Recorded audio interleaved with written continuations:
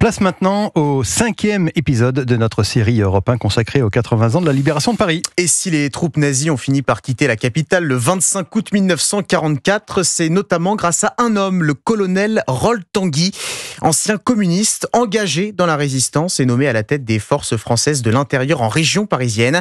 5 jours avant la libération, Rolf Tanguy prend place dans un abri anti-bombardement situé sous la place d'Enfer-Rochereau à Paris.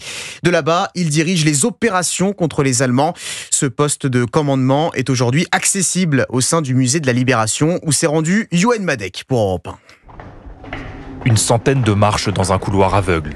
En bas, une lourde porte de fer hermétique. Puis un dédale de salles construites pour résister au bombardement pendant des jours.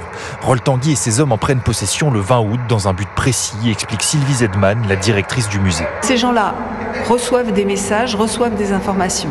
Donc ils sont plusieurs autour d'un bureau, ils regardent les informations, ils essaient de les traiter, c'est-à-dire de les vérifier. Et puis une fois que c'est vérifié, ils discutent d'un bureau à l'autre sur les suites à donner.